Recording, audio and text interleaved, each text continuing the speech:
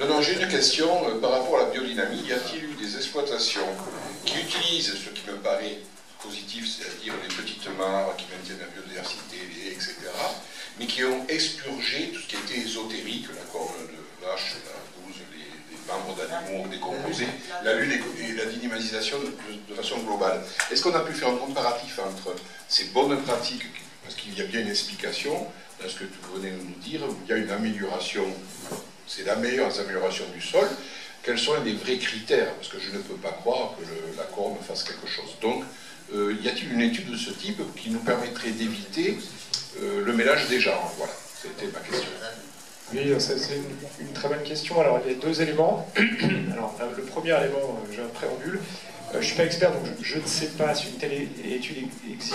Je ne pense pas, parce que les auteurs en question de ce travail-là ont dit que c'était la première fois qu'ils comparaient, d'un point de vue des fonctions écologiques, au sein du sol, les modes de production agricole. Donc a priori, eux ont établi que c'était les premiers à faire ça.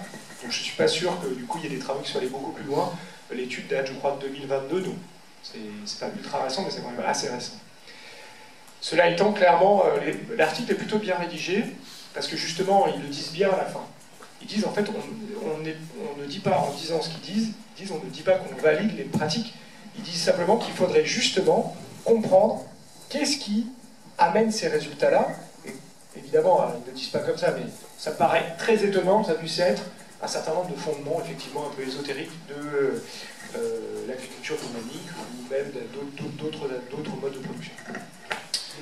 Relativement à ça, il y a deux choses. Premièrement, alors là c'est plutôt une expérience personnelle, je trouve que dans les amis, évidemment, comme j'ai fait une école d'agro, j'ai des amis qui font un peu de tout, dont une amie qui est maraîchère, d'accord, et qui fait du maraîchage bio, après avoir travaillé dans le privé, elle s'est lancée à son compte, elle fait du maraîchage bio, et elle est vraiment très sensible à ces questions-là.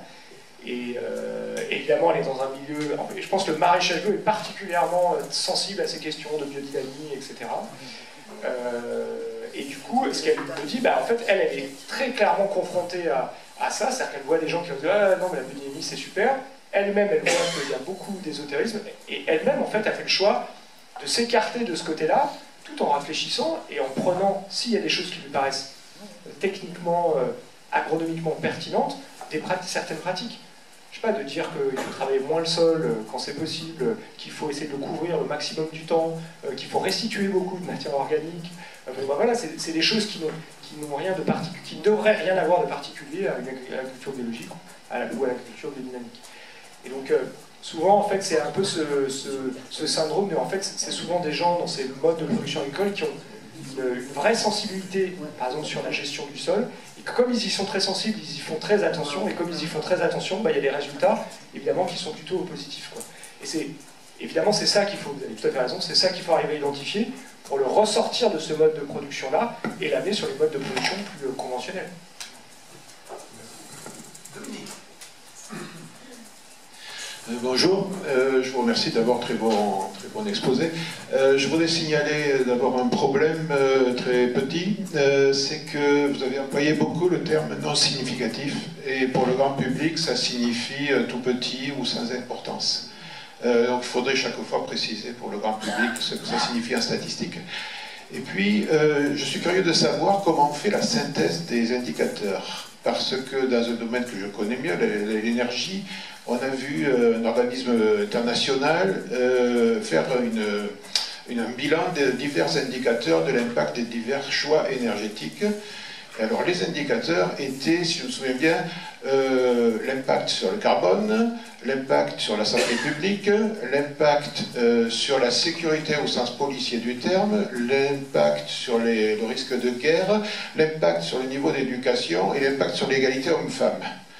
Alors, il y avait des aberrations dans les indications spécialisées. Par exemple, il disait que le charbon était beaucoup plus favorable à la santé publique que le nucléaire, ce qui est stupéfiant. Pour la sécurité policière, il prétendait là aussi que le nucléaire dégradait, alors qu'en fait, le nucléaire est toujours accompagné de renforcement du système policier.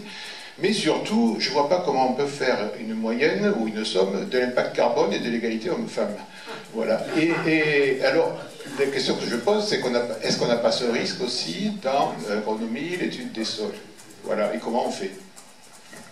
Oui, merci. Alors, oui, vous avez tout à fait raison, et ce stade significatif, je pense que c'est c'est vraiment l'habitude d'utiliser ce terme-là qu'on oublie de dire ce qu'il veut dire. Donc, vous avez tout à fait raison, non significatif, c'est-à-dire qu'il n'y a pas de différence. Et non pas que c'est... pas de différence statistiquement, c'est pas distinct. Ça veut pas dire qu'il y en a pas, ça veut dire qu'on va pas. Alors, enfin, bon, on pourrait rentrer dans l'aspect technique, mais... La différence pourrait être due à un simple voisinage fort. Oui, bon, sans rentrer dans le détail, le fait est qu'on pourra en discuter de manière plus spécifique, parce que ça appelle d'autres questions comme la puissance statistique, etc.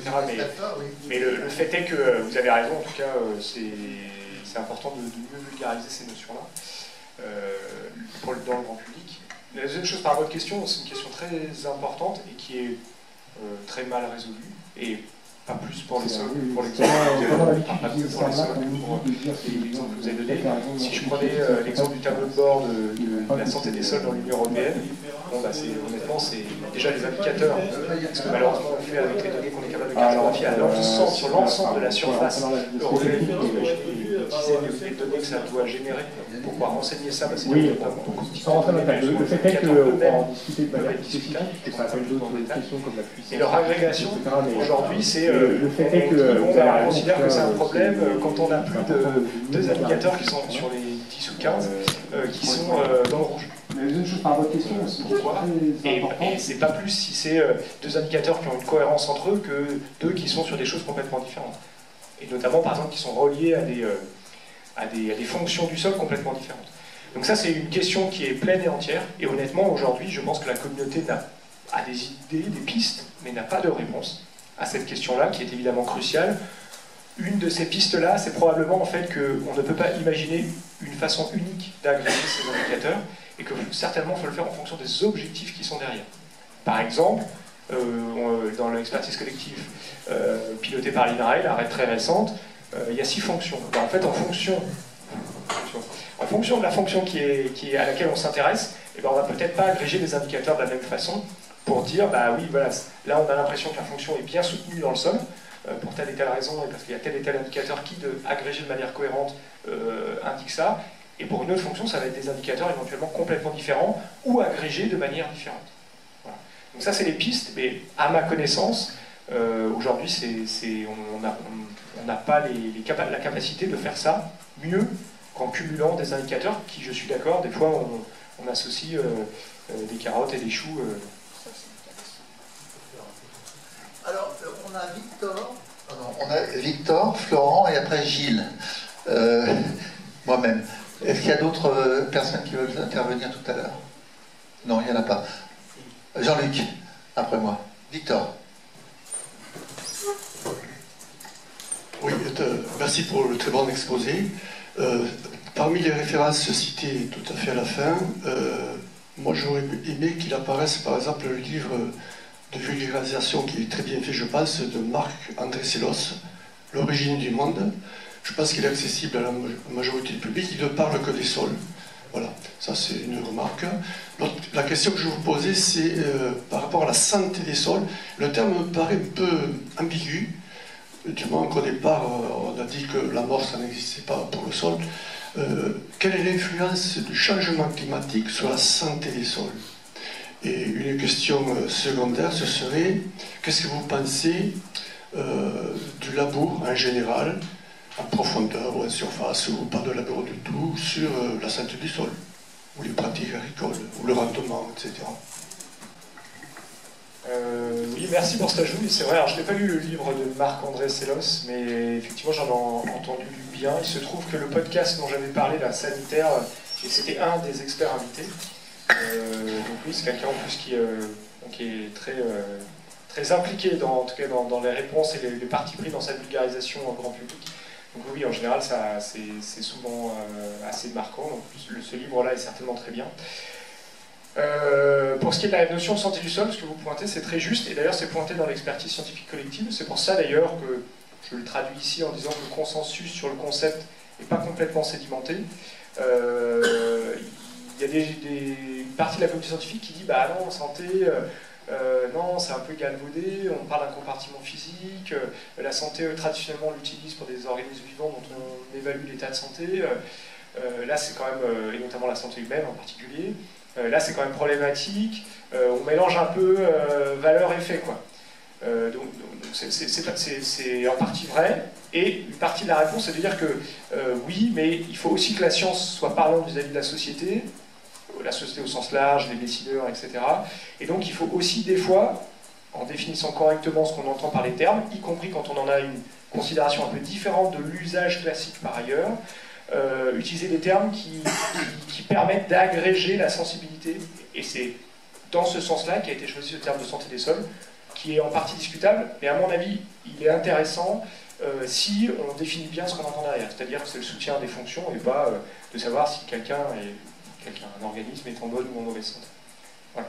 Et ça donne quand même, c'est quand même assez juste dans cette logique de on veut placer un curseur entre ça fonctionne bien, ça fonctionne pas bien. Donc, mais je suis d'accord avec vous, et la communauté scientifique n'est pas encore complètement à l'aise, et complètement d'accord collectivement sur l'utilisation de ce terme, même s'il s'impose doucement, malgré tout. Et quand je dis qu'il s'impose, c'est dans les écrits scientifiques, hein, pas dans leur affichage au niveau du grand public. Le dernier point, changement climatique et le labour. C'est une vaste question. Ce qu'on dit, c'est qu'en général, l'agriculture de manière générale, évidemment, la gestion des sols agricoles, et à la fois la possibilité, est en partie sensible évidemment au changement climatique, c'est un fait, mais est également, c'est le problème, ce que j'expliquais, c'est à la fois un problème et une solution, mais c'est également une source d'atténuation des problématiques liées au changement climatique. Que ce soit par le stockage de carbone, qui permet de stocker une part de nos excès d'émissions d'équivalent CO2 dans l'atmosphère, ça c'est une chose. Mais il y a aussi tout un tas d'autres choses. C'est un stock qui va bien retenir l'eau. On sait qu'avec le changement climatique, on va avoir une augmentation des problématiques d'inondation, etc., avec des épisodes très forts de pluie, etc. Et clairement, il y a un enjeu fort à beaucoup mieux gérer nos sols du point de vue de la régulation des flux d'eau dans les territoires. Voilà. Ça, c'est quelque chose de très fort. Et de ce point de vue-là, les sols sont... Et la gestion des sols, la bonne santé des sols, c'est une part de la solution. Donc c'est vraiment les deux en fait. C'est-à-dire qu'on peut dire oui, les sols peuvent être affectés par le changement climatique, enfin affectés, c'est-à-dire qu'ils leur fonctionnement va être affecté, il n'y a aucun doute.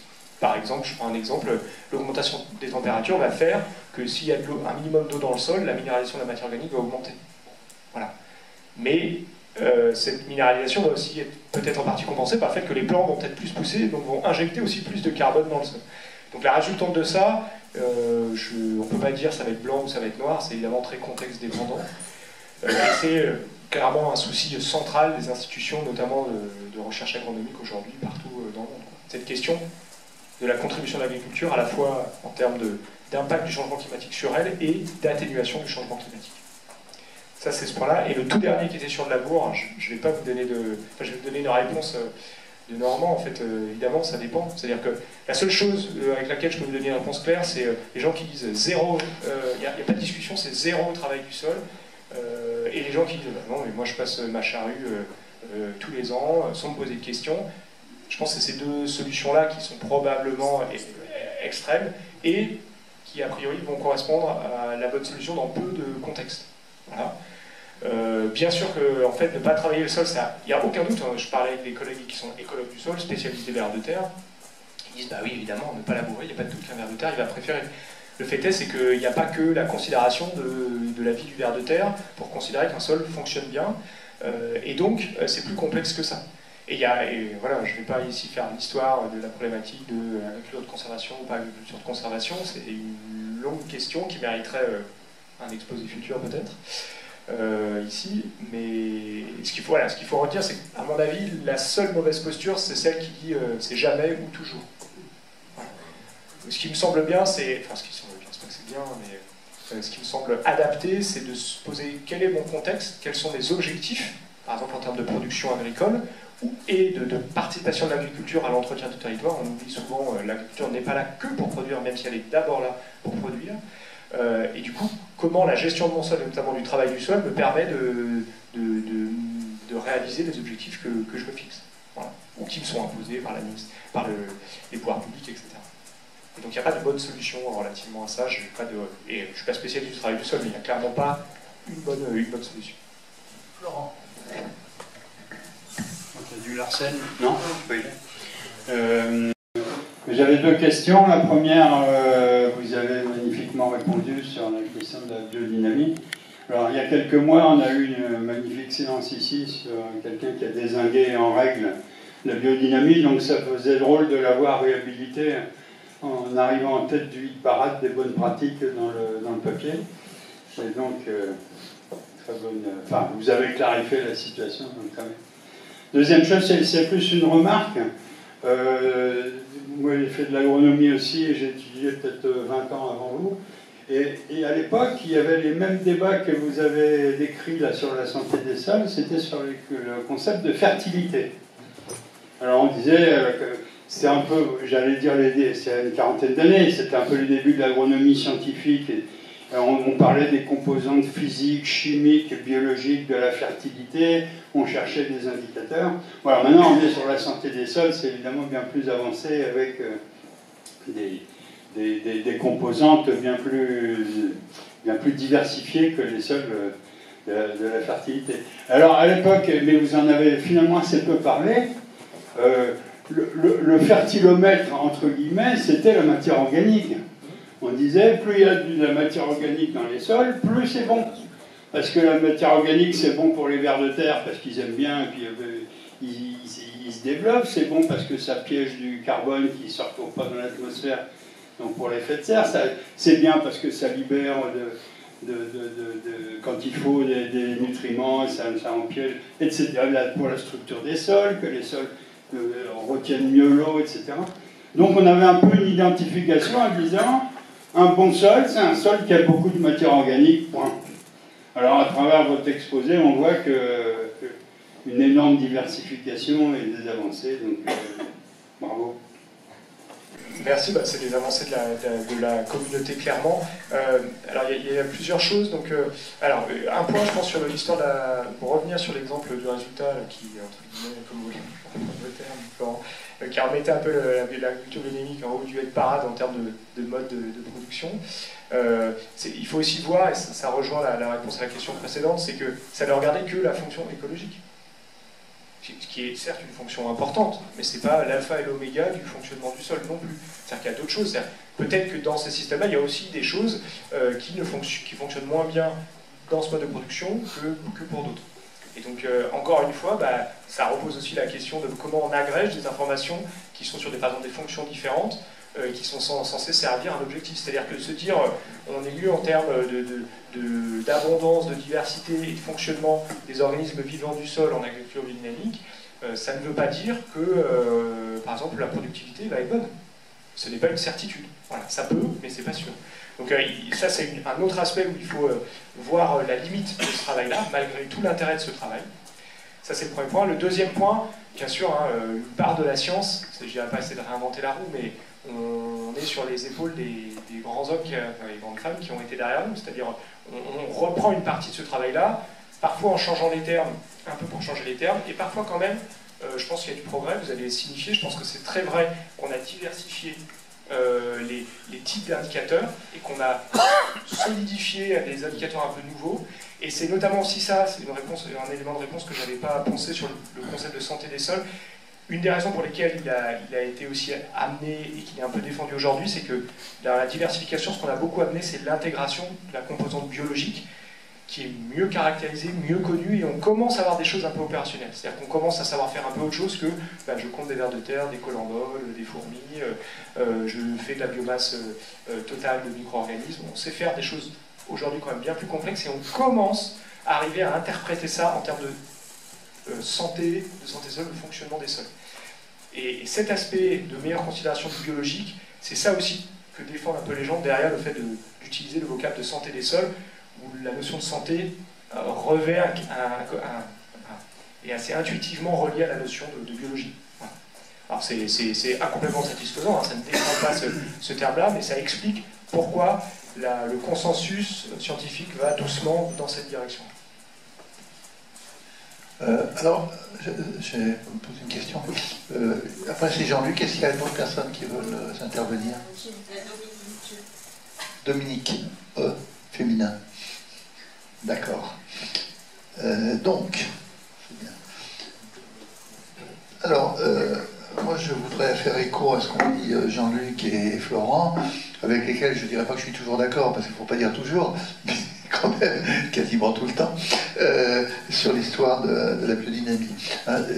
Bon, d'abord, merci pour cet exposé. On a appris plein de choses. C'est bien, on parle des faits, avec beaucoup de modestie et sans préconisation liée à des militantismes idéologiques qui font qu'on va vouloir que les faits correspondent aux images qu'on veut promouvoir. Donc là, on est en plein dans notre réflexion dans ce cercle. Hein.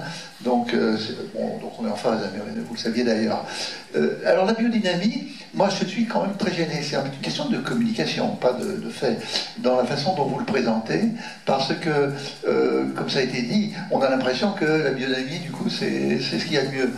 La biodynamie, il faut d'abord dire ce que c'est, et dans les conditions d'expérience. La biodynamie, c'est très compliqué. S'il s'agit d'avoir des pratiques agricoles de meilleure qualité en général, bah forcément, ça va probablement être mieux, on peut imaginer.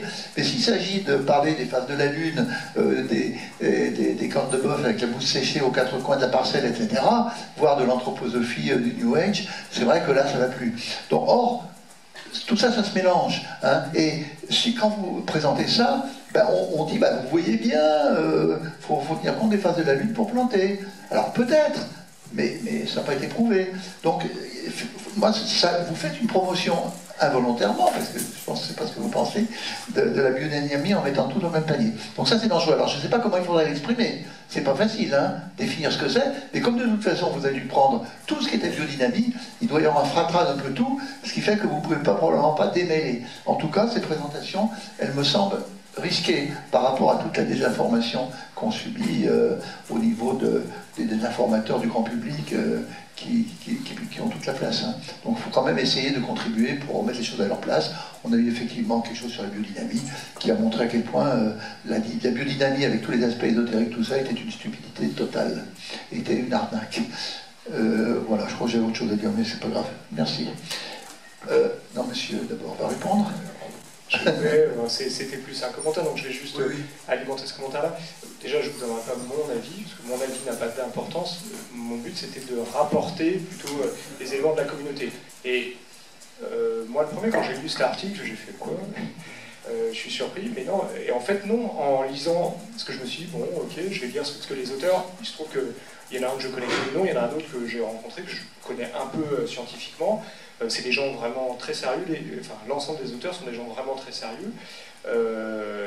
Et du coup, en fait, quand on lit l'article, et je pense que c'est ça le problème, c'est qu'il ne faut pas confondre un tweet, enfin, un résumé de l'article sous la forme d'un tweet, la biodynamie c'est mieux, ou c'est le meilleur, avec ce qu'explique réellement l'article, et ce que j'ai essayé de traduire, certainement imparfaitement, qui est que l'agriculture biodynamique, ce qui est déjà pas la même chose que la biodynamie, c'est-à-dire c'est des pratiques agricoles qui se référencent derrière un certain nombre de pratiques biodynamiques, et c'est pas l'évaluation de ce qu'il y a derrière la biodynamie, c'est l'évaluation d'une vision globale en la regardant du point de vue de ce qui se passe dans le fonctionnement écologique du sol.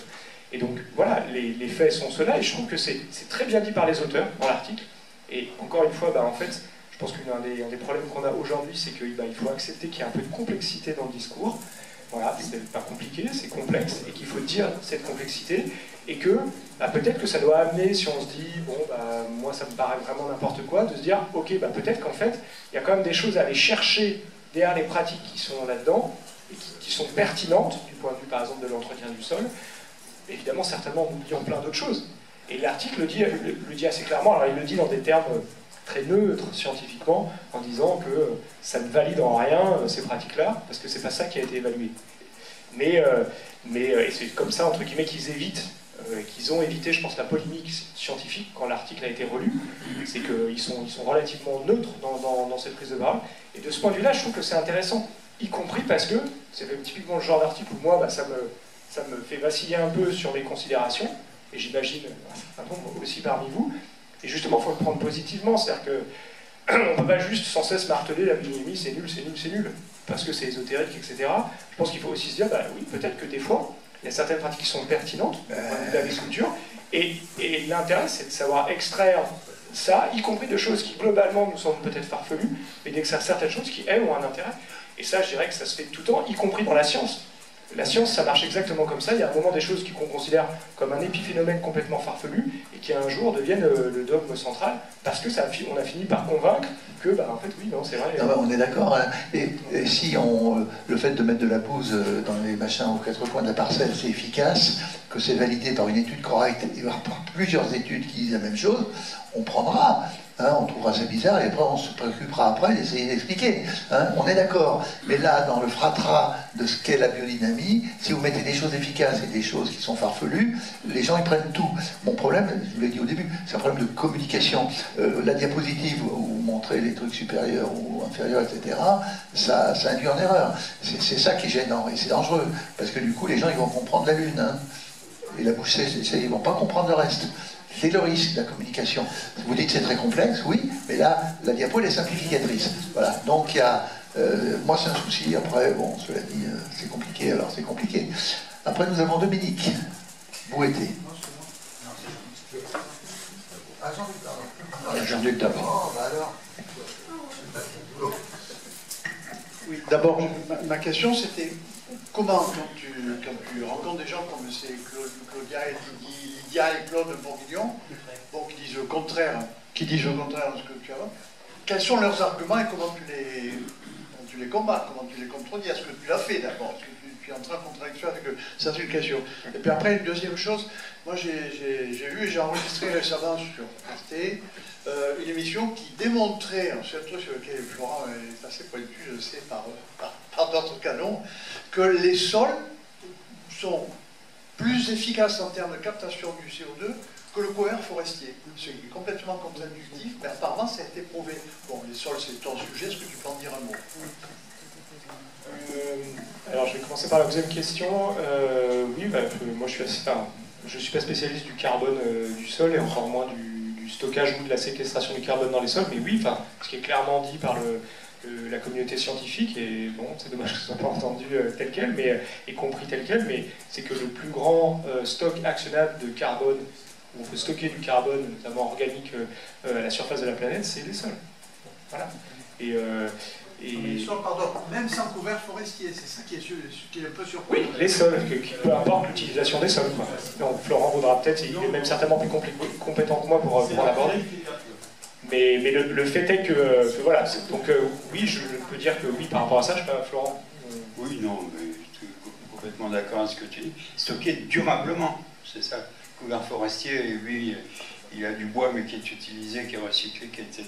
Le stock, et c'était l'initiative 4 pour 1000 il y a une dizaine d'années, donc, qui était d'inciter la planète à ce cycle vertueux de stocker du carbone dans les sols durablement. Parce qu'une fois qu'il est là, il y est bien et c'est autant de moins qu'il y a dans l'atmosphère. Et il y a des bonnes pratiques pour ça, etc. Ça pourrait faire l'objet d'une session. Et je vais rebondir sur un autre aspect. Je vous conseille, quand on a été dans les conseils de lecture, un livre de quelqu'un qui écrit souvent sur cette science, qui est un professeur du Muséum d'histoire naturelle, Guillaume Lecointre, qui avec, je suppose, sa femme, ils ont coécrit un bouquin. Évidemment, j'ai perdu le nom. C'est sur tout un tas pour démystifier tout un tas de choses autour de les métaphores scientifiques. Mais on a eu un exposé là-dessus à notre université d'automne. Bon, très bien. Et il y a un chapitre qui est dédié à... en gros, il prend des choses qui sont souvent dites dans le grand public, des grands messages. Ils disent, les grandes forêts primaires, je mets des guillemets autour de primaires, stock du carbone, c'est les poumons de la planète, il faut absolument les conserver. Il explique que non, en fait, les forêts, elles stockent du carbone quand elles sont en train de se développer, et c'est certainement pas celles qui sont développées depuis longtemps et en place, elles ne stockent pas plus qu'elles déstockent, quoi. Donc ça ne veut pas dire, bien sûr qu'il faut les maintenir, mais il ne faut pas les maintenir pour qu'elles stockent, il faut les maintenir pour que ça ne déstocke pas massivement, quoi. Voilà. Ce qui n'est pas du tout le même message. Voilà. Bon, bref, donc oui, il y a un certain nombre de malentendus, et bon, c'est comme ça, je pense que c'est le travail de la science, de répéter tout un tas de choses, des fois mieux vulgariser sur certaines notions, pour que tout doucement ça infuse et que le grand public ne se trompe plus sur certaines notions et ne soit plus berné par des fois des discours un peu faciles. Je reviens, du coup ça m'amène au discours facile sur... donc non, je n'ai jamais confronté Claude Bourguignon. Quand j'y étais en 2015, j'avoue que modestement j'ai écouté en me posant pas mal de questions, je ne suis pas intervenu. J'avoue que je suis très partagé sur, alors pas eux en particulier, mais globalement par ces experts qui sont souvent pas réellement du domaine scientifique, ou quand ils le sont, ce n'est pas leur spécialité scientifique du tout, voilà, et qui prennent une prise de parole où clairement ils mettent une valeur, voire une valeur morale derrière l'expertise dite scientifique qu'ils disent délivrer. D'une part, la première chose, c'est, typiquement quand j'avais assisté à cette conférence, je suis désolé, hein, la salle était comble, il y avait 250 personnes. Donc le fait est qu'il y a 250 personnes ou 300 personnes du grand public qui vient écouter quelqu'un leur dire qu'il faut préserver les sols. De ce point de vue-là, si on oublie la nature, le contenu du discours, ça, je suis désolé, c'est une bonne chose que le grand public, et on peut pas être contre cet aspect-là. Après, oui, personnellement, je trouve que la fin ne justifie pas les moyens et qu'on ne peut pas dire n'importe quoi en disant à la fin, donc il faut préserver les sols. Et ça, c'est compliqué. Clairement, c'est difficile de les... En fait, c'est incroyable à quel point, et ça, c'est certainement un talent de leur part et de la part d'un certain nombre de ces personnes, c'est qu'ils ont une capacité à communiquer. Ils sont pas... En fait, je ne trouve pas très bons. Leur présentation, honnêtement, vous regardez des vidéos, sont jamais... Je crois qu'ils ont une maîtrise de la communication en termes de point de vue spontanéité, qualité de la présentation. Franchement, c'est pas extraordinaire. Par contre, manifestement, ils sont présents dans les réseaux et ils ont réussi à construire un discours qui séduit les médias, qui leur donnent la parole.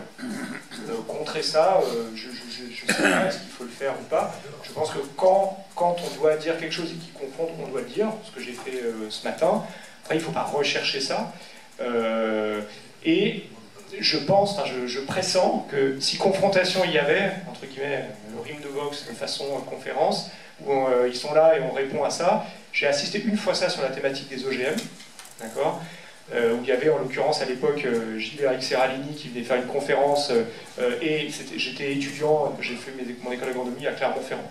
Donc il y a la coopérative Limagrin qui est un des plus grands semenciers français et qui fait des OGM du coup ailleurs dans le monde. Je ne dis pas que c'est bien ou que c'est pas bien, peu importe, là c'est pas la question. Mais le fait est qu'ils intervenaient là-dessus, et en gros ils ont fait faire une conférence c'était présenté comme une confrontation avec la conférence de Gilles-Éric Serralini, évidemment, qui était contre les OGM, et en face, directeur scientifique de chez Limagrin qui venait. Bon, Gilles-Éric Serralini, c'était tapis rouge, et il a pu parler pendant 1 heure, faire son show, et derrière, il y a eu, avec le micro, on avait manifestement invité le directeur scientifique juste pour lui demander pour la parole 10 minutes. Donc, et ça, c'est le premier point. Le deuxième point, c'est qu'à mon avis, parce que je le vois, par exemple, l'article que j'ai donné, que je vous ai cité, là, de Claude Élie Bourguignon, il fait 4 pages, il n'y a rien factuellement vraiment de précis, quand on le lit. Et d'ailleurs, je ne suis pas sûr en fait que vraiment il est là pour apporter de l'argumentation, il est là pour donner un point de vue. Voilà, qui est ce qu'il est. Et en fait, si on veut commencer à discuter, ce que j'essaie de faire, en fait, au moment, j'avais commencé des diapos en me disant, tiens, je vais prendre des éléments de ce qu'ils disent vraiment, et je vais montrer que c'est faux. Et en fait, c'est pas si simple que ça, non pas que ce soit pas faux, c'est parce qu'en fait, ils disent, c'est là où je pense que c'est assez fort, cette capacité de communication, c'est qu'ils sont suffisamment précis, mais suffisamment larges à la fois, pour qu'en fait, ça soit, on ne puisse pas dire facilement, bah non, ouais, ça c'est vraiment faux, quoi. Voilà, on peut débouter sur des arguments logiques, voilà, quelques petits éléments que je vous ai donnés, mais en fait, si on rentre un peu dans le détail, et j'ai peur que, si on fait une confrontation comme ça, en fait, le grand public va être complètement perdu, et va juste avoir l'impression que c'est 2 experts au même niveau qui disent la même chose. Alors que c'est pas du tout le cas, c'est-à-dire que scientifiquement, honnêtement, typiquement pour eux, parce que je me suis pas mal intéressé à leur cas, je pense qu'ils ont des vraies compétences de terrain, et qu'ils ont une vraie expérience de toute une carrière à aller étudier les sols, etc. Donc moi je ne remets pas du tout en cause ça. Ce que je remets en cause, c'est qu'ils essaient d'isoler leur discours, je pense en partie pour bien vendre leur discours. N'oublions pas qu'ils vivent de leur activité, ils ne sont pas payés par l'État, c'est-à-dire par chacun, pour faire ce travail-là, sans se poser la question de ce qu'ils seront payés à la fin du mois. Donc ils n'oublient pas à la fin de leur conférence de bien rappeler et de vendre leur bouquin. Hein. Donc il ne faut pas oublier cet aspect-là.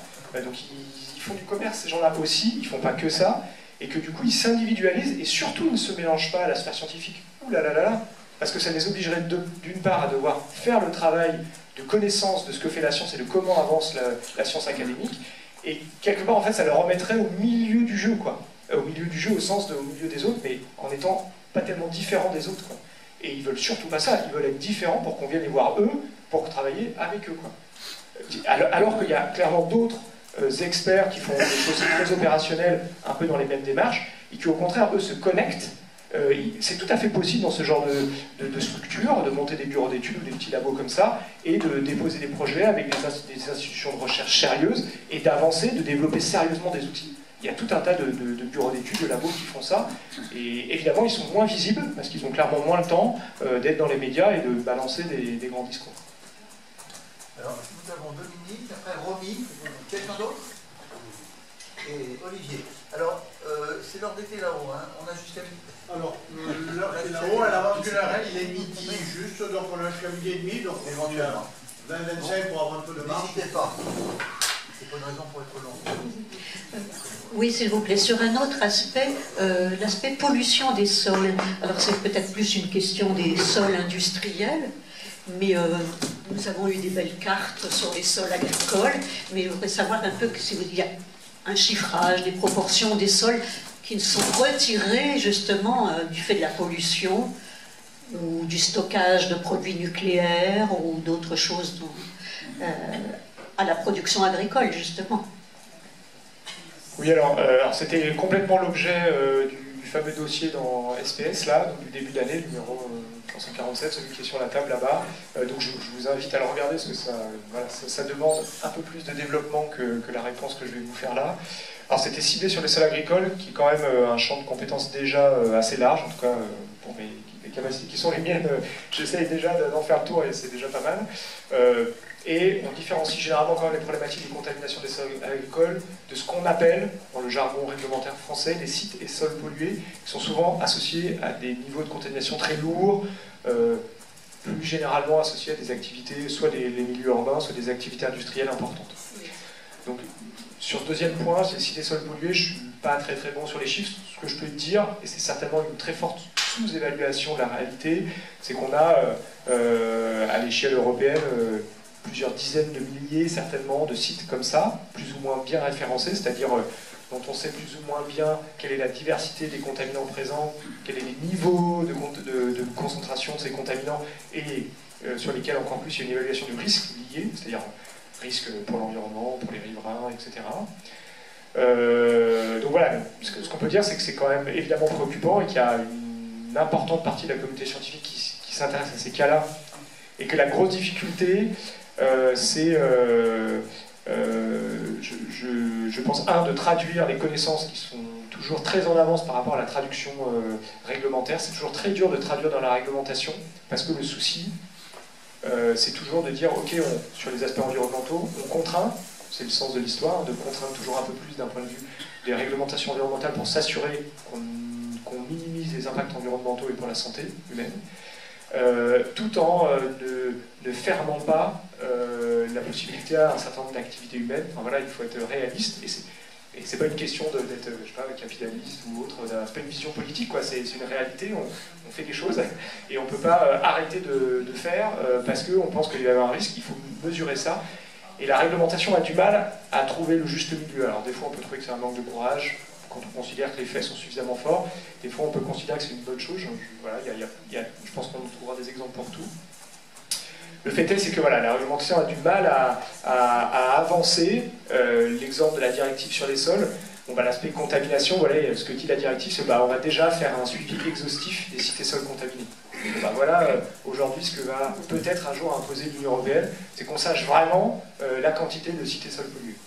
Mais est-ce qu'on sait reconvertir, régénérer et reconvertir? Parce que vous savez un peu les proportions de sols qui auraient été reconvertis et redonnés oui, alors globalement, oui. Globalement, en fait, on sait faire plein de choses. C'est même incroyable la capacité de régénération de l'environnement de manière générale. Enfin, il y a eu des exemples très forts, par exemple, autour de Tchernobyl, où il y a des zones qui ont été des zones où on a arrêté, enfin, l'homme est complètement parti, avec des niveaux pendant longtemps de radioactivité très importants, non seulement mesurés dans l'environnement, mais y compris mesurés sur des organismes vivants. Je sais pas, il y avait des mammifères, il y avait tout un... Et en fait, on se rend compte qu'en fait, écologiquement parlant, c'est très fort. Moi, quand j'ai fait, ça s'appelait encore DEA et non pas Master 2 à l'époque, en sciences du sol, j'étais à Nancy, donc c'est une zone avec l'ancienneté de l'activité minière où il y a énormément de sites et sols pollués. Et un jour, on est allé sur un site, et ils nous disent, ils nous montrent le profil de sol. En fait, c'est un site de lagunage d'une ancienne activité minière qui avait été laissée sous forme d'une friche. Voilà, l'activité avait dû arrêter depuis au moins 20 ou 30 ans. Et en fait, c'était un lagunage, c'est-à-dire que quand ils traitaient les minerais, ils emmenaient avec l'eau le reste des minerais qui étaient en fait, où il restait encore beaucoup de choses dedans, des métaux lourds, etc., des éléments traces, et tout un tas d'autres contaminants. Et on voyait des couches blancs, jaunes, rouges, bleus, noirs, etc. Ça sur 2 mètres de hauteur. Donc quand vous voyez ça, vous connaissez un peu les sols, vous faites ah oui, c'est vraiment incroyable.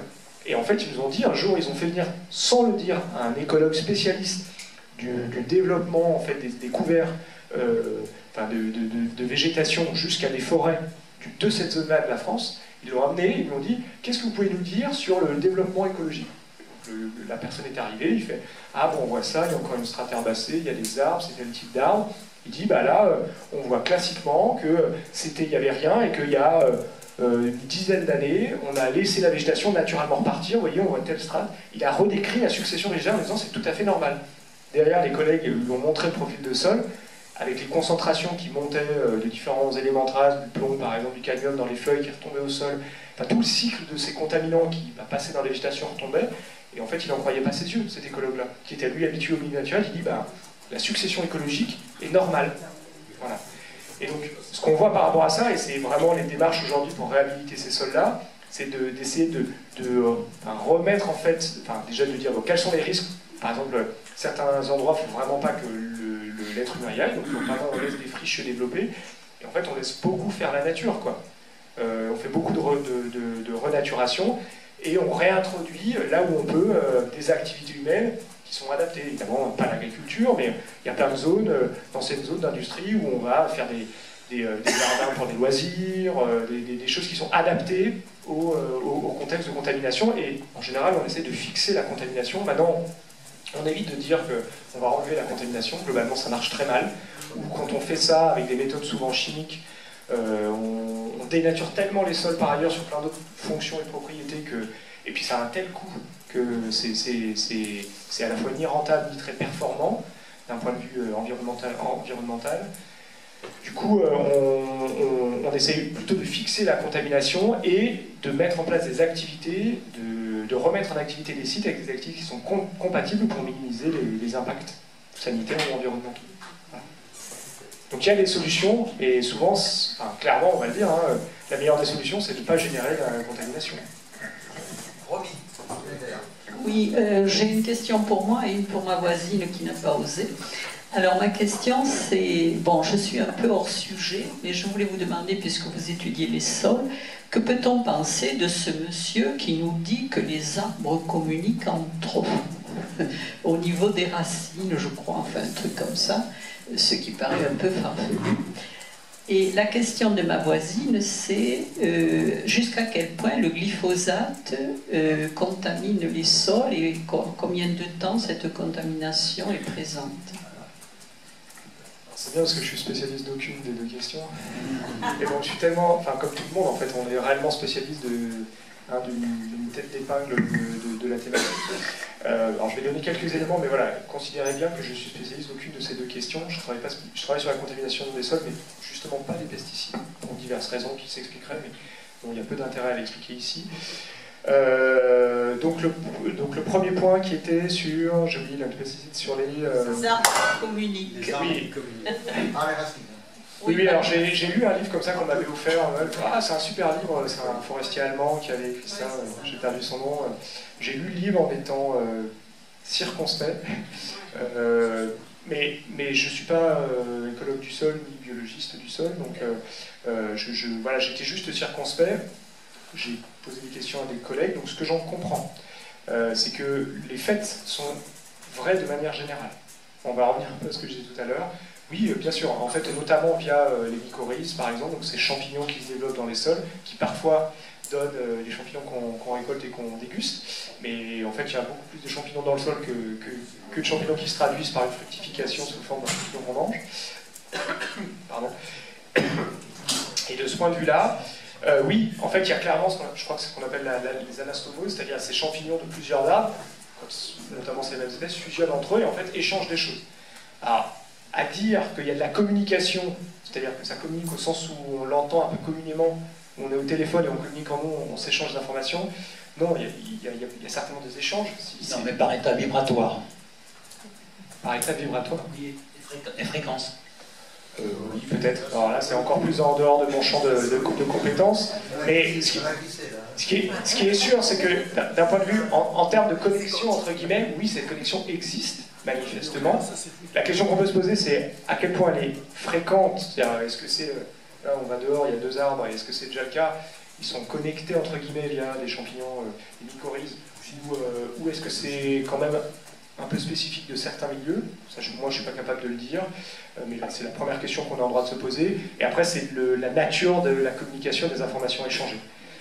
Il y a des choses surprenantes. Enfin, je vais prendre un autre exemple qui n'est pas, mais de discussion entre des arbres, où là, c'est clairement non seulement établi, et il y a une certaine généricité à ça, c'est même utilisé dans la lutte contre les ravageurs des cultures en agriculture, c'est la communication par la voie atmosphérique entre les plantes. Par exemple, vous avez des ravageurs qui vont manger des feuilles d'une plante, et ben elle va émettre dans l'atmosphère, c'est déjà clairement mesuré, des molécules qui informent les autres, qui du coup, en captant ça, produisent à l'intérieur de leurs propres feuilles des molécules qui sont moins appétantes pour ces ravageurs-là. Donc ça, c'est des choses connues. Donc je pense que c'est un peu toujours pareil, c'est qu'à mon avis, il y a une inflation, une exagération d'un fait qui existe. Et d'ailleurs, dans ce livre-là, il cite des papiers de référence, enfin, scientifiquement costauds. Mais c'est pas parce qu'il y a un papier scientifiquement costaud qui montre qu'il y a des connexions via les mycorhizes entre des arbres, par exemple, que ça veut dire que c'est tout le temps le cas et qu'ils discutent comme nous, on parle au téléphone, quoi. Tout d'abord, merci beaucoup pour l'exposé et pour la qualité de l'échange. Là, c'est vraiment très très intéressant.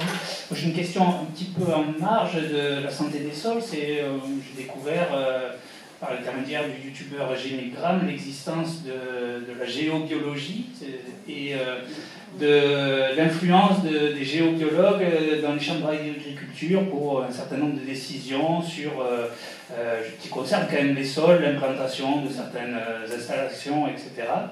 Et moi j'ai découvert ça un peu, voilà, j'étais très interloqué. Est-ce que c'est quelque chose qui, dans votre métier, votre pratique, est-ce que vous avez découvert ça comme moi avec ces vidéos, cette enquête, ou est-ce que ça a un retentissement dans la communauté scientifique? Moi, je trouve ça quand même assez un petit peu étonnant.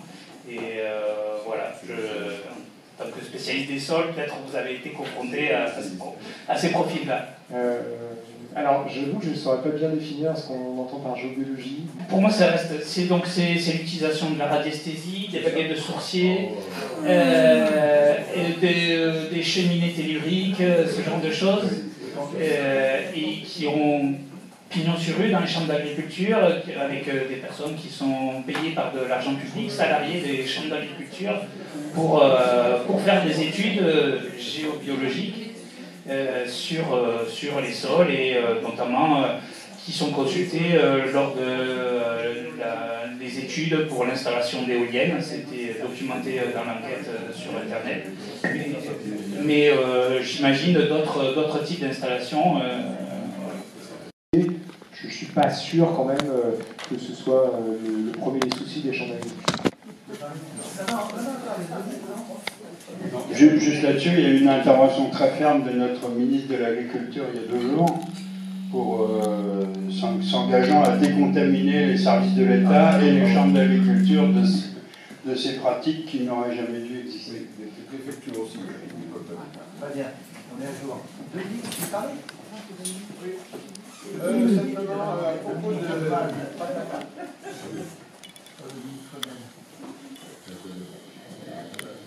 À propos de la communication entre plantes, il faut faire attention, en fait, il y a un glissement de vocabulaire. On parle de signal ou d'information quand il y a quelque chose qui change et auquel nous donnons un sens. Voilà. Bon, ça passe par notre cerveau, et si ça déclenche quelque chose, ça passera via notre décision. Quand il fait froid, nous frissonnons. On peut dire que nous avons reçu une information si on étend le sens, mais en réalité, nous n'avons rien décidé, etc. Et personne n'appellerait ça une information. D'accord? Voilà. Le froid, ce n'est pas une information en soi. Voilà. Et justement, entre les arbres, nous avons par exemple la communication par molécules. Il y a un changement de composition atmosphérique qui déclenche une réaction. Il se trouve que par sélection naturelle, on sait que c'est protecteur, quoi. Ça augmente la probabilité de perpétuer l'espèce. mais on ne peut pas appeler ça une information. Par contre, nous observons ça et nous prenons ça pour une information. Mais ce n'est pas la même chose. Très bien. Nous avons ensuite Florent, on va prendre la parole. Non, ça y est, c'est fait. Ah, c'est fait, pardon. On a fini là, Jean-Luc.